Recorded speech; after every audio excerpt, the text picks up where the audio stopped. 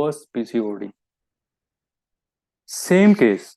If the same case goes to the dietitian or a nutritionist, what is their linear thinking? And that linear thinking is, yes, patient having an overweight and she's BMI is more than 30, so she is obese and she need dieting. And the linear thinking is again because we think in a conventional nutrition that primary reason for the weight gain is you are eating more than you burn the calorie. So it's the primary fundamental of calorie in and calorie out. That is a very old-fashioned fundamental. That fundamental will not work in this case. Why? So let's again start with linear thinking. So we are thinking the calorie in and calorie out. So the solution is we reduce the calorie. So patient go in and calorie restriction diet, or we can classically say it's a dieting. So we reduce the calorie, we reduce the protein, we reduce the fat, and then we reduce the calorie, and we start doing an exercise. So that's the reverse fundamental of reducing the calorie and increasing the exercise will work. Just for 2 months, she lose some weight.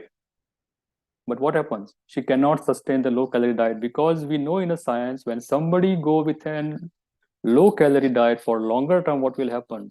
By default, body will reduce the metabolism. It will decrease the free T3 level. It increase conversion of T4 to reverse T3, and it's a metabolic break. So this will happen with this patient. So she started losing the weight, but at the 2 month, she stopped losing the weight. And because she cannot sustain the low calorie diet, she again start eating, and again she end up with the same weight. So when the patient come with the same weight, and again she's not improving the weight by doing a calorie restriction diet, because it's difficult for her to maintain the calorie restricted diet for longer term, or she cannot have energy, so she cannot do the exercise, and her willpower, her enthusiasm that's not working at that point of time. And then again, what is the linear thinking? We advise, it's your hormones. Your hormones are not balanced, that's why you are not losing the weight. And she is referring to the gynecologist. And when she go to the gynecologist, the gynecologist said, hey, see, you have to lose the weight, and if you don't lose the weight, you will not have hormone balance. So patient is rolling from one practitioner to the other practitioner, and at the end of the day, she is not losing the weight and disease is progressed.